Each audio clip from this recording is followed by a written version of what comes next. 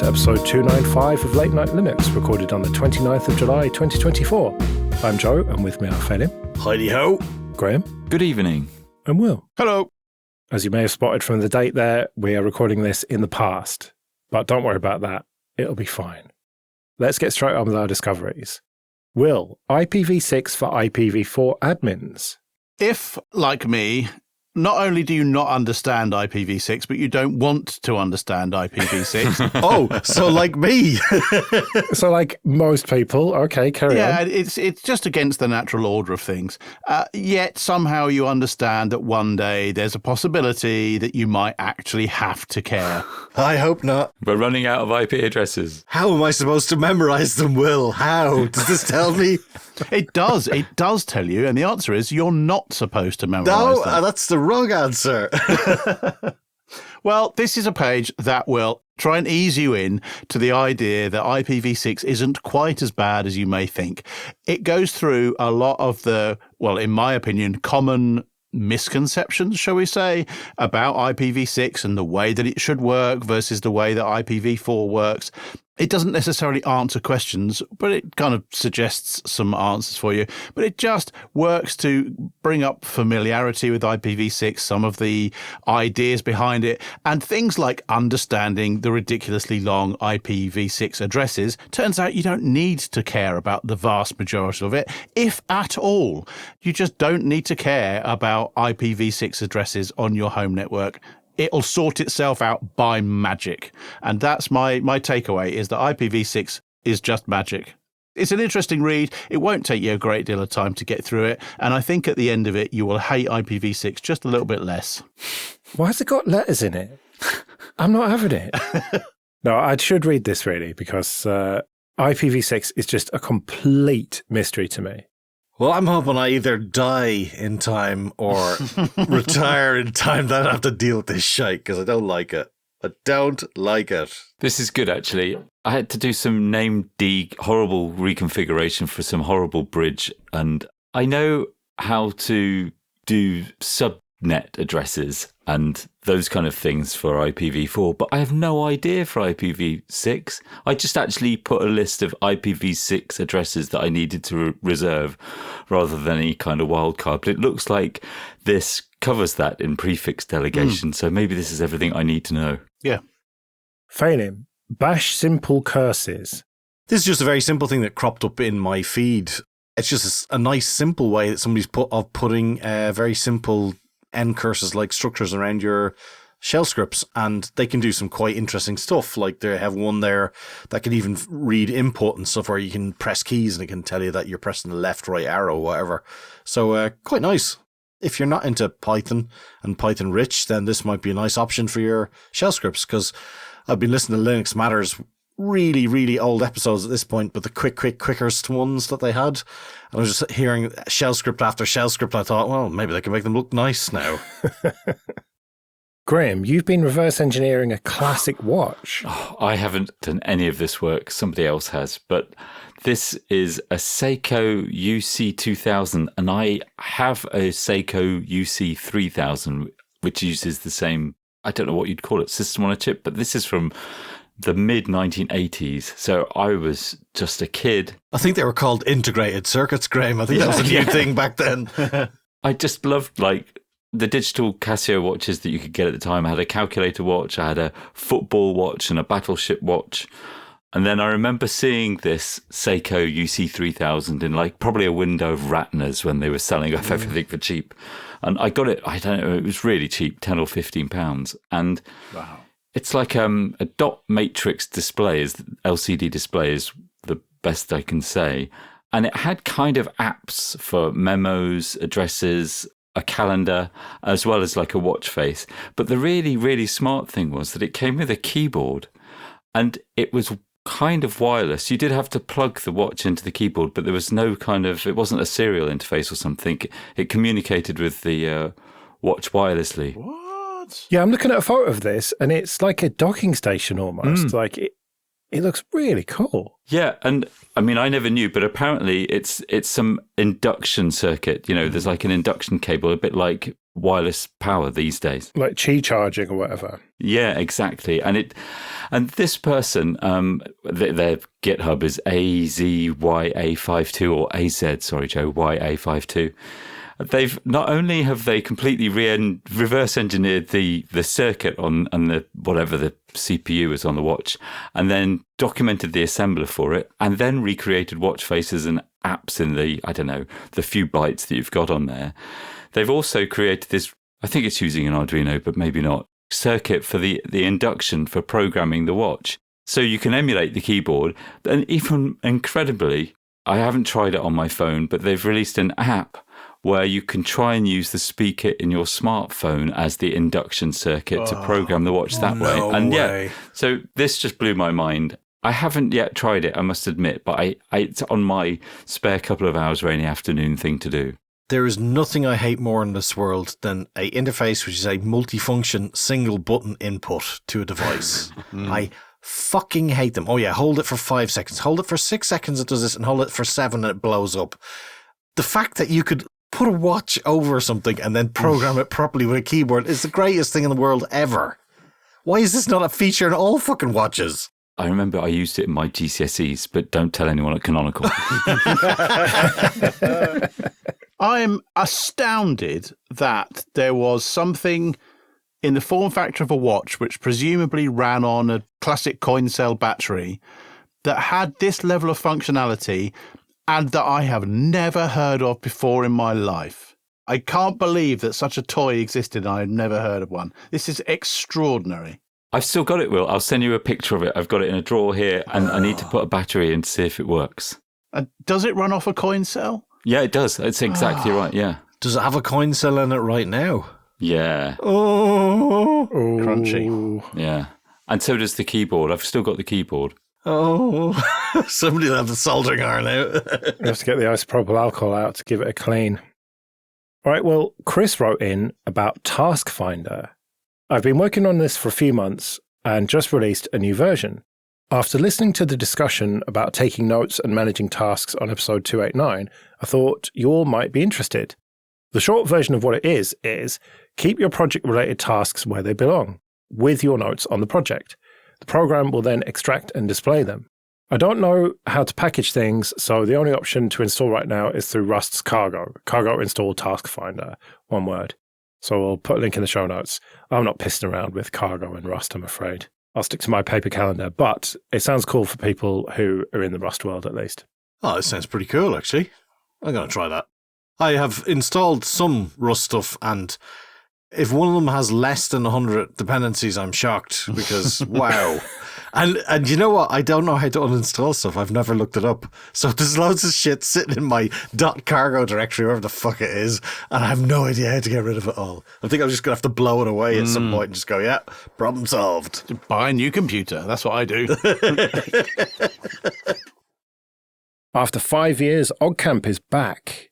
We talked about this briefly before, but once again, I'm joined by Gary from Linux After Dark and Hybrid Cloud Show. You're organising it this year, Gary. I am. I've decided to step up and, make things happen. Like you said, it's been 5 years since we last had an OggCamp, and excited to be back. So what is OggCamp? It's a conference, essentially. Yeah, well, we describe it as an unconference. So what we have at OggCamp is we have a scheduled track of talks across 2 days. Those 2 days this year are the 12th and 13th of October. And what we do is we've got a scheduled track across the 2 days, and then you turn up with a talk if you're not on the scheduled track. You put your Post-it note on a whiteboard, and you will either get voted to have your talk or not have your talk, depending on the interest. So our encouragement to everyone is turn up with a talk and be ready to give it. Right, and as you said, it's the 12th and 13th of October, and it's in Manchester in the UK. That's right, yeah. So it's the same conference centre as it was in last year. So this is the Pendulum Hotel and Conference Centre. It's just shy of Piccadilly Station in Manchester. So hopefully relatively easy for everyone to get to. It's mainline trains, fairly accessible by car, etc. And tickets are now available then? They are indeed, yeah. So we've got early bird tickets that are running until the end of August. Or we alternatively have the pay what you can model that we've had in previous years. So you can pay anything from £1 up to as much as you like in the box. You don't have to have a ticket to turn up, but obviously we would strongly encourage you to, so that we can budget and make sure we've got the right number of seats and things like that in place. And you can get those at oggcamp.org/tickets. So you mentioned it's an on-conference where people can just turn up on the day and suggest their talk, but there is a schedule track as well, and there is a call for papers for that. Yeah, there is, and that's at oggcamp.org/schedule. So we've got a couple of different options there. If you want to get on the scheduled track, we can do a 25 or 50-minute talk. That just gives us a little bit of leeway either side in case you overrun, so that we don't have to cut you off. And if you've got a talk about anything free culture, open source, or politics, we'd love to hear from you. Oh yeah, we didn't even mention what the subject of this conference is, did we? It's not just Linux and open source, is it? It's like Creative Commons and stuff like that as well. Yeah, absolutely. So we describe it as free culture, free and open source software, hardware hacking, digital rights, or any kind of collaborative cultural activity that you think people might be interesting. I think the TLDR is, if you want to give a talk, if it's something that you think you or your nerdy friends would be interested in, then send it in and we'll have a look over. And an event like this needs a crew. So yes, OggCamp isn't just the handful of us who organise it every year. We also need crew. And if you want to volunteer as crew, you can get at oggcamp.org/crew. And the kind of things you'll be doing are helping register people when they turn up on the day, running our merchandise stall, ensuring that the talks and workshops keep to time, helping move kit around. It might be that we need you help to plug in speakers, PA kit, that kind of thing. In return, we give you breakfast, crew t-shirt, and probably some pizza or something on one of the nights as well.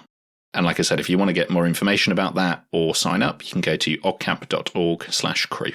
And so this is on the Saturday and Sunday during the day, but there will be informal, unofficial social gatherings probably on the Friday night, Saturday night, and the Sunday night.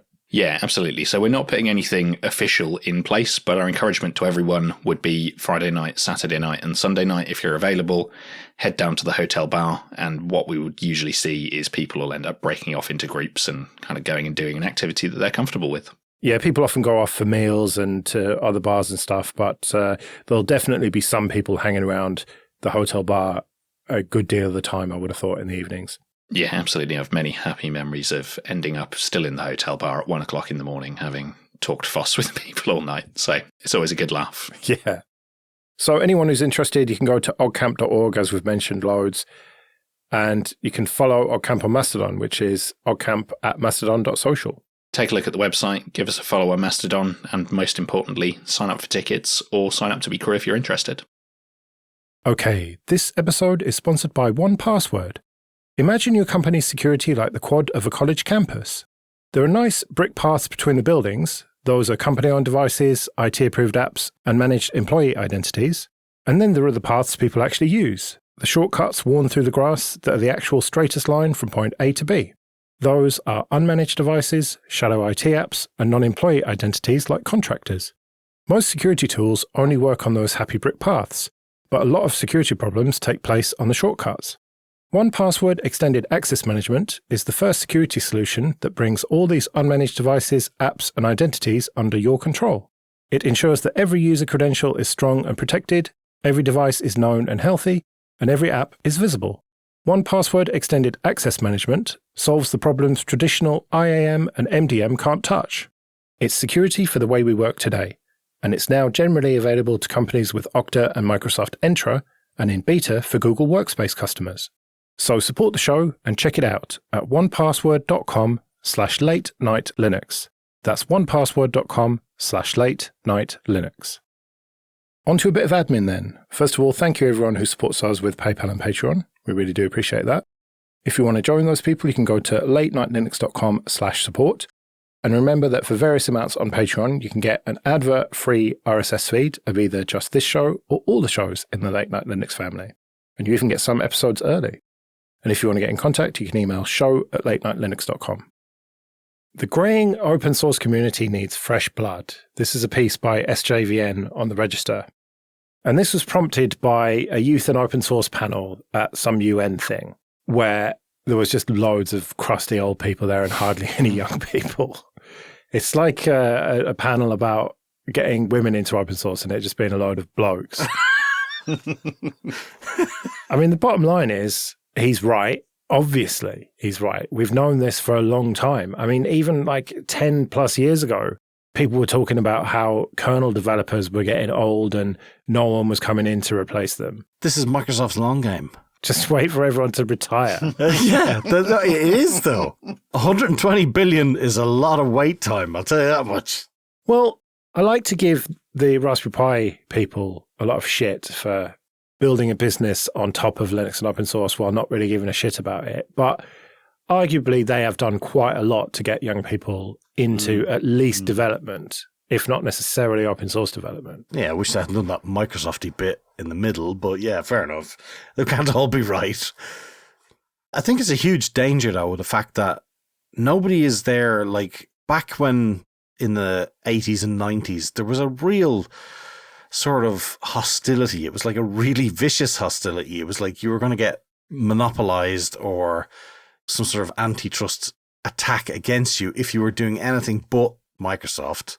It's not quite as difficult anymore, and people don't think about stuff because it's so easy to get access to stuff, but people aren't that interested in the license of things, which I think is a bit of a problem. And I think it's something that the sort of whole FOSS community needs to take a bit of action against and say, we need to make this important, even if it isn't interesting. I don't know how you do that, though.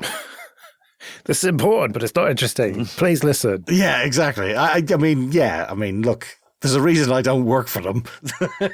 I don't think this is such a bigger problem as the youth and open source panel think it is. At work, we contribute to a number of open source projects, and the typical person working on those projects is a young person. I am incredibly old, and therefore everyone is young compared to me. But nevertheless, I'm talking people in their 20s, right? That's young people contributing to open source projects. Those people are extremely passionate about the work that they do in that project. What they're not extremely passionate about is going to a dusty old UN convention to talk about how things were better in the olden days. And I just think that the drive of young people to get involved in open source is probably greater than it ever has been. There are more software developers than ever.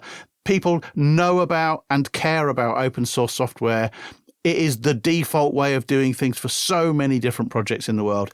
I think that it is not a problem. I think that the way that it is presented and the expectations on people to contribute in a formal manner and to go to special meetings and sit around and talk about stuff is just so out of touch with the modern times. People just want to find a project they're interested in, contribute code to it, and have an enjoyable time while they're doing it.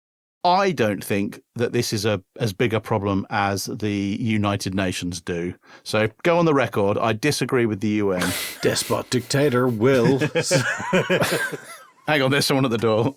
I don't think I agree with you, Will. I think that, yes, there are some very passionate young people, but it feels like the people who engage beyond just the code, at least, are all quite old and grey. I think that you are confusing the Linux community and the open source community. Right. Of the open source projects that I am involved in a small way, I don't think this problem is prevalent. I'd be happy to be proven wrong. What do I know? But I think the Linux community is old and crufty. All the youngsters like their Macs and all that kind of nonsense. But I don't think this is a problem with open source. Right. So you're saying that these young people have their M3 Pro Macs or whatever and are contributing to open source databases, open source frameworks, that kind of stuff. Yes. Yeah. Right. That does make sense. Yeah. Okay. But that doesn't help Linux, does it? If we're all just a bunch of old men, because what's running the infrastructure? And that gets me to my point about abstraction. And is abstraction the problem here? Because it's now really easy to interact with the cloud, infrastructure as code, stuff like that, that doesn't require the knowledge of the nuts and bolts of how it's all working. And so that knowledge is destined to effectively die out. And so kernel developers, actual sysadmins to get the machines up and running in the first place to run the cloud. No, I don't think that's a problem either. I'm just thinking about the people that I know who are doing exactly that sort of role at work. And maybe I'm just showing my age here and everyone looks young these days. But honestly, I don't think that that I don't know how old these people are. I would say early 30s at a push. With their words and their clothes and their music. Yeah, the TikTok this and Snapchat the other. They had onions on their belts. Every time I send them an email, they send me back a video message in 20 seconds. I don't understand. And I have to install an app on my Nokia 3210. You make a fair point. I think what I'm trying to say here is that my experience is that it's not a whole bunch of dusty old men that are doing this, that there are also young dusty men who are getting involved in it. I think the bigger problem is diversity as a whole. I don't think that the problem is a lot of old people getting involved. There is a classic problem in hobbies, which is that the only time you really have to contribute to the proper running of a hobby is when you're an old man. And this could be golf clubs, it could be model railway societies, it could be all of these kind of things that maybe young people are involved in. But if you want to commit some serious time to making a significant improvement to an association of people with shared interests, the real time you do that is when you're retired and you've got nothing else to do. I'm going to die at my keyboard. This is no news to me at all. I obviously can't say much, but I've been involved with the hiring at Canonical for quite a long time now. And we get thousands and thousands and thousands of applications. And that's despite the process that we've been over. And a lot of those people are young and from places that you may not expect. You know, this is a global potential workforce. There are people that are fully engaged with this. There are people that want to get involved with it. They're not perhaps whingy old men like we are, which is maybe why we don't come into contact with them. But they are out there, I think. Right, well, we better get out of here then. We'll be back next week when who knows what it'll be. But until then, I've been Joe. I've been Phelim. I've been Graham. And I've been Will. See you later.